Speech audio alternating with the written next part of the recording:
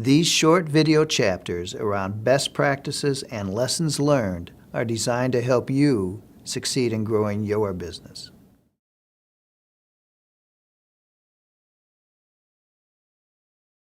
Beth Wnuk has enjoyed a very successful banking career, including as president of the Wisconsin market for PNC Bank.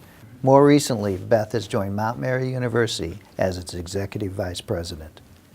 Beth, you were in banking for more than 20 years. During that time, you were involved in developing products and bringing them to market. How did you approach that? Well, Dan, it started with the customer. The goal was to understand what the customers needed, understand what the customers wanted, more importantly, what they needed that they may not know they want yet. So lots of research was put into that. We did customer surveys, we did focus groups, and just a lot of R&D. Is there a process that is more practical for smaller companies with smaller budgets? You know, small and medium-sized companies don't often have some of the resources and the budgets for R&D. So there is a way for them to think about gaining those same customer insights, and it's called design thinking. What exactly is design thinking, Beth? Well, design thinking is a framework or a process to think about innovation. It's human-centered and prototype-driven, and there are 5 interconnected phases. The first phase is empathy. This really is just talking and interacting with your customers to identify explicit and latent needs.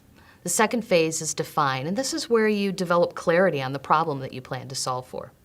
The third is ideate. I love this phase because it's about generating many ideas, grouping them, and narrowing them. The fourth phase is prototype, and here's where you get to try out the potential product or service solution. It can show up in the form of a storyboard, an actual prototype model, or even role-playing, which I think is fun.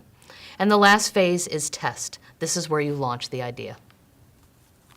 Beth, how can small and medium businesses apply design thinking? Well, I think there's some very practical ways, Dan, by which they could do that. The first is when we talk about empathy, this is really helping your customers help you discover what they need. And you can do a focus group over a lunch hour. Bring some of your customers around the table and conduct your own informal focus group. You can go out and visit them where they're using your product or your service. But here I'd say there's a conversational technique to really help your customers give you the insights you need, and that's called, wouldn't it be nice if, and having them fill that in for you. The second way that small businesses can use design thinking is really in the ideation phase. Now, I know that many of these small companies only have 2 or 3 employees, so it may be hard to get as many ideas from that. But I'd say welcome in other advisors, trusted partners from the community to participate in that process. The key with ideation is diversity and how many ideas you can come up with. I'd say there a conversational technique is to use the language yes and. You want to build on ideas. You want to be able to accept it and say yes and. Thank you for these insights, Beth. I know I learned a lot. Thanks, Dan. Please look for other chapters in our Business Insight series and tell us what you would like to learn more about.